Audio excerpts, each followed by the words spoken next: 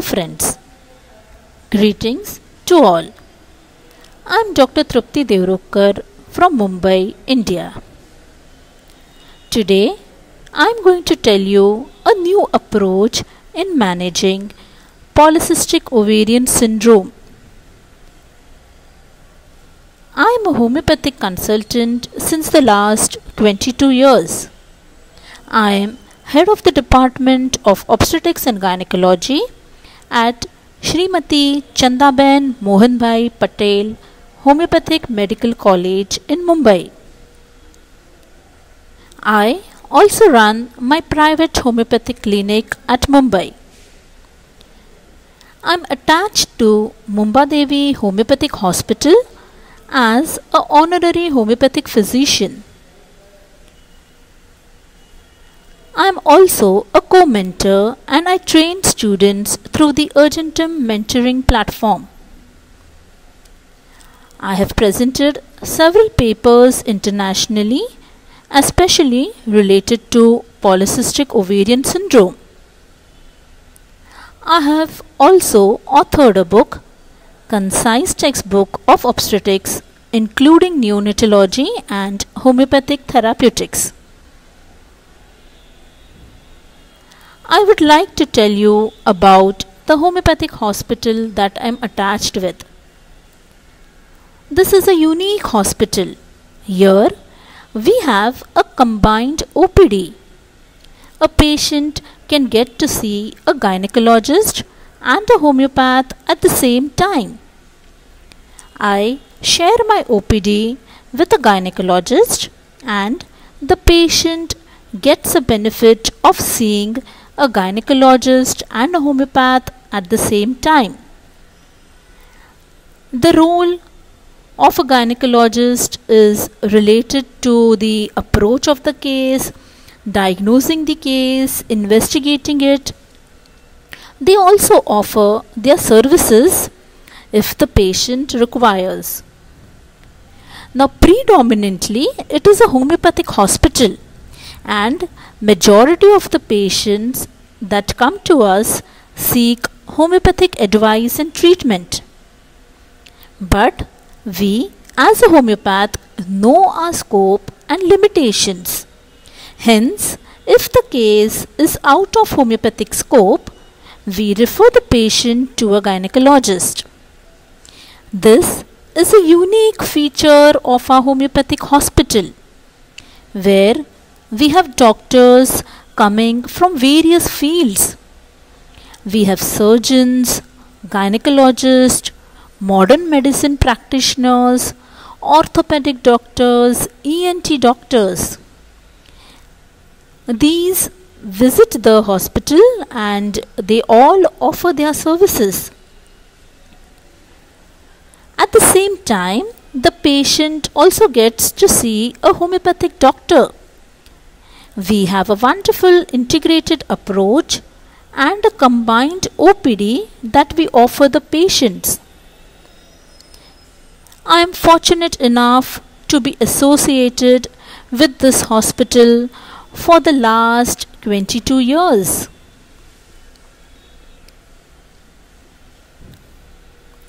Since the last few generations, we have seen a drastic change in the role of a female. Now, no longer a female is dependent. She is independent in the true sense. Not only financially, but in all other aspects of her life. And this is especially true for developing country like India, where we see a major change in the role of a female in the society.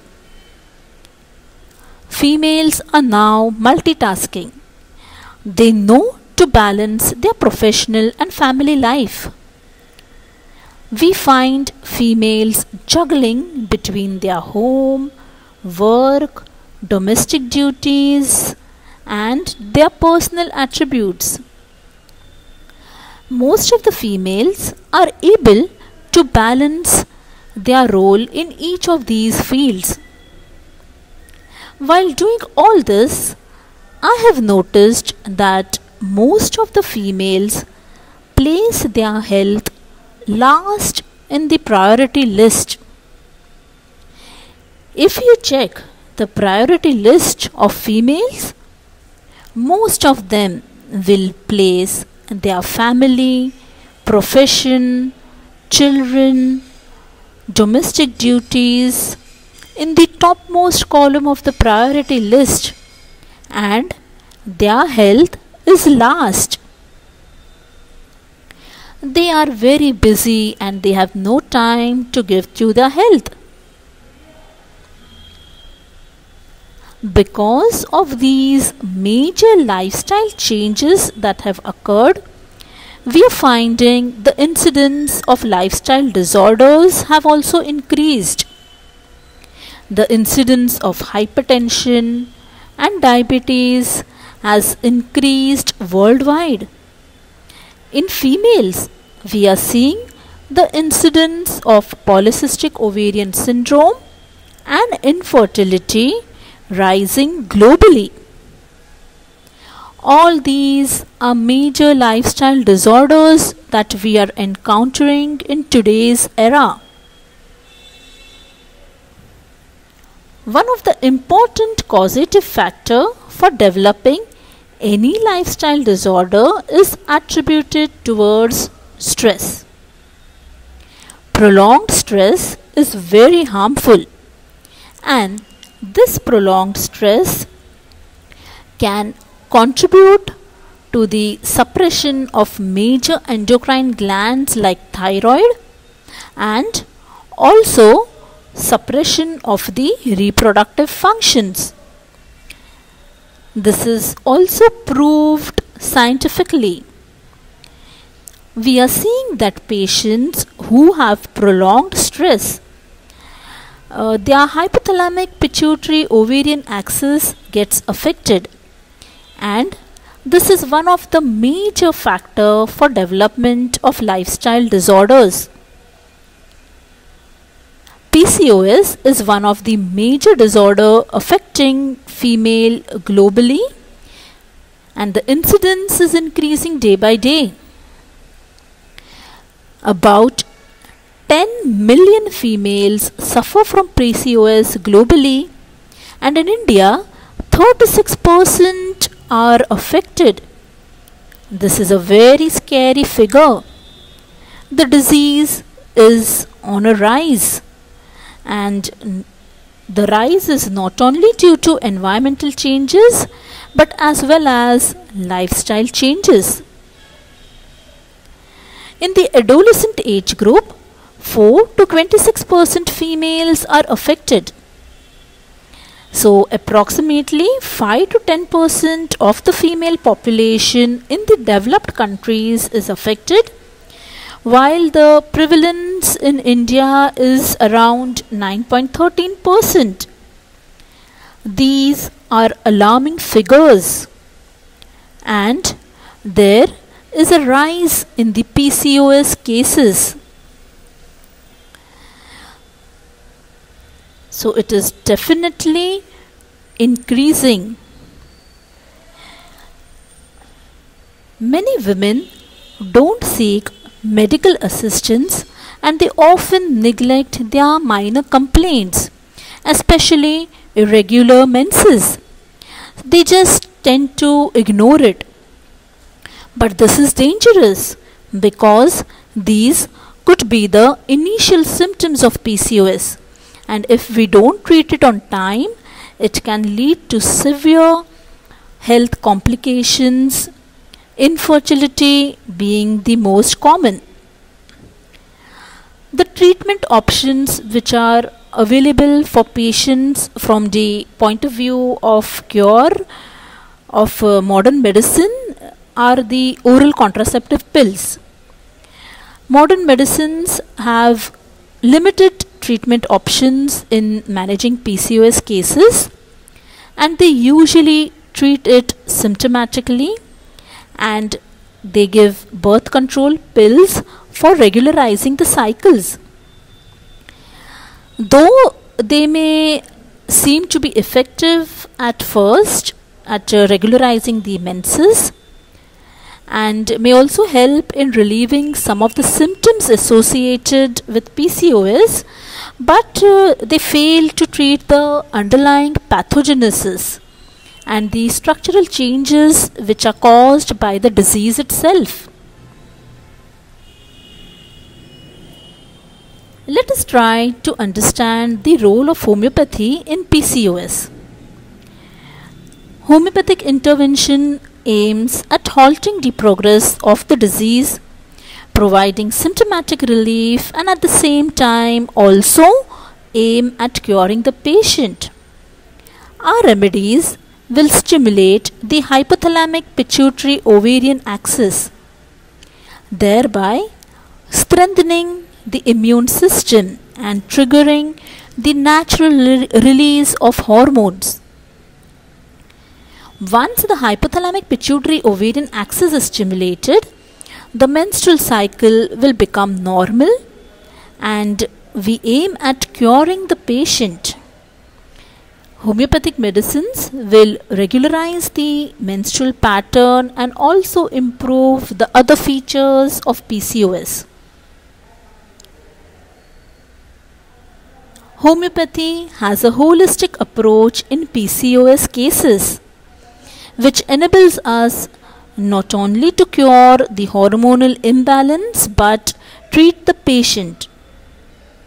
We see to it that they don't develop any complications due to PCOS. Homeopathy works hand in hand with nature and it is truly boundless and beautiful.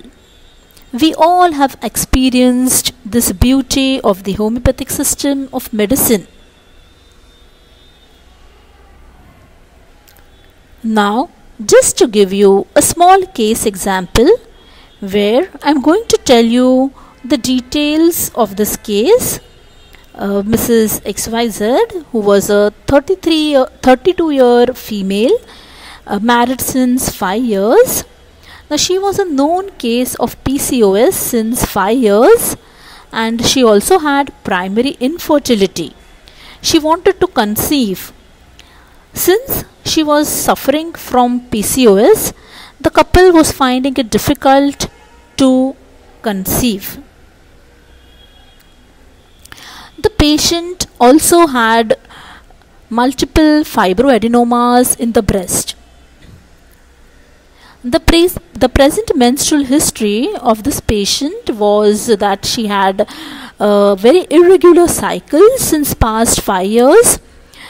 She would get menses anywhere between 60 to 90 days. Duration of the flow was 4 to 5 days. Menses were bright red with clots. Before and during menses, she had a little dull pain and heaviness in the breast. 5 years ago, her cycles were absolutely regular. She had 28 to 30 days cycle. The duration of the flow was for 4 to 5 days.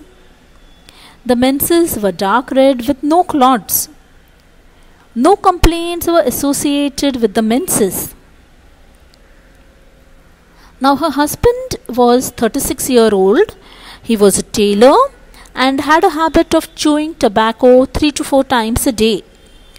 He was apparently healthy and there was no significant past or family history.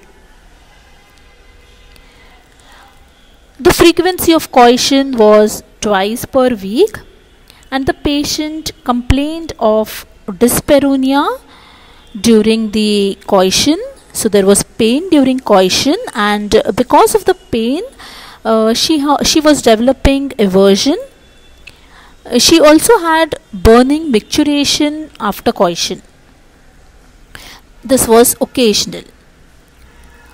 There was no significant family history and past history. The patient desired spicy food. She was thirstless. Perspiration was scanty, only on the nose. Her sleep was unrefreshing and she sleeps on left side. She had dreams of water, of being stuck at a height, but these dreams were not very significant. Thermally, she was a chilly patient. The mental symptoms that I could derive from her were that she was very mild and timid during the entire case taking. She was very docile and mild. She desires company. She weeps easily, which ameliorates. There is fear of being alone and of unknown men. She fears that they will do something wrong. The family members would always scorn her and blame her for the infertility, which hurt her and made her cry. So I considered ailments from being scorned. Her sonography revealed polycystic ovarian pattern. The totality that I considered was mind ailments from scorn, fear alone of being, weeping ameliorates, weeping easily, thirstless, menses late to sterility, ovaries tumors, ovarian cyst, mammae fibrocystic, sleep position side on left side, perspiration scanty, and desire spice. So this is the repertory sheet, and the topmost remedies that were coming up were phosphorus, sepia, pulsatilla, natrimur and sulfur. Can you guess the constitutional remedy? I think most of you might have selected the right remedy. So the remedy that I selected was pulsatilla. I selected pulsatilla 1 ml, 3 doses. Reasons for the remedy selection were the mild temperament, the docile nature, and fear of men. These were some very important symptoms that I considered for differentiating the remedies. Also, due to the miasm, here we are seeing a strong psychotic miasm. Pulsatilla is also a psychotic remedy. The reasons for high potency selection was that she was a young patient, there was no history of suppression, characteristic physical and mental symptoms were present. So this patient, now she already had consulted a gynecologist for induction of menses, and she was already on hormones. As the patient was already on hormones and expecting the withdrawal bleeding, I prescribed folliculinum 30 to be started from day 1 of the cycle for 2 weeks. After the menstrual cycle was over, I prescribed pulsatilla 1 ml, 3 doses. Now, I usually classify the patients into hormone dependent PCOS and non-hormone dependent PCOS. So the patients who are on hormones, I classify them as hormone dependent PCOS. So this patient was also classified as hormone dependent PCOS, and I have a separate protocol for hormone dependent PCOS and a separate protocol for non-hormone dependent PCOS as well. So here this was a hormone dependent PCOS. So I had prescribed her the constitutional remedy pulsatilla 1 ml, 3 doses. Now this patient was instructed to start with folliculinum 30 twice a day for 2 weeks, and it was then followed by the prescription of her constitutional remedy pulsatilla 1 ml, 3 doses. So the patient had her next cycle on time. So she was instructed to ensure that she takes only one homeopathic remedy, which was given to her, and the menstrual cycles were regular for 3 months. So with the treatment, the menstrual cycle was regular for 3 months. Then she had a delayed cycle.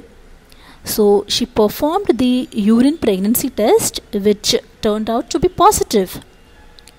So the pregnancy was also confirmed by ultrasound scan. This was a wonderful and a very quick result. We were able to treat the patient symptomatically, and she also conceived. So the basic protocol that I use for PCOS patients is the constitutional remedy, folliculinum, and also anti-miasmatic remedy for basically the non-hormone dependent PCOS. So the foundation of the treatment protocol which is used lies in two concepts: the Burnett's Charcot therapy and specificity of seat. Specificity of seat is the characterizing value of locality, which is often underrated, but the concept is age old, right from the time of Rademacher and Paracelsus. Boning-Hassan, in his grand assay, Dr. Drisdell and Dr. Burnett, they all have elaborated the concept. Thus, it says that the organ does indeed possess not only autonomy but hegemony. That is, the organ is an independent state in itself, and on the organism exercises an important influence. Dr. Burnett, in his book Best of Burnett, has stated, where the organ ailing is primarily to the organ use, organ remedies in little material doses, frequently repeated, where the organ ailing is of piece pathologically with that of the organism, use the homeopathic similimum in high potency, infrequently repeated. So the reason for selecting folliculinum is the particular action on the ovaries. To effect cure in pathological cases, we have to adhere to cardinal principles of homeopathy: principle of individualization, single remedy at a time, and minimum dosage. But in PCOS, I have suggested a modern approach that has been used successfully in treating multiple cases of PCOS. This enables faster result. The cycles are ovulatory cycles, and this protocol can be used successfully, and we will be able to reduce the complications and the incidence of PCOS. I suggest an integrated approach in a case of PCOS. Judicious use of homeopathic medicine along with lifestyle modification is very important. We have to advise the patient lifestyle modifications which will help in reducing the incidence of PCOS. You can all avail the detailed course on management of PCOS. You will find the link below. So I have divided this course into 6 sessions. I have spoken about the entire pathology, clinical features, investigations of PCOS, the homeopathic classification of PCOS. I have spoken about my detailed homeopathic protocol. Then I have also I also have a session on the use of anti-miasmatic remedy in PCOS. I also have given case examples in detail so that you thoroughly understand how to use this new homeopathic protocol in managing PCOS cases. So I hope that you all benefit from this new protocol that I have introduced. Thank you very much. Take care, stay healthy, stay safe.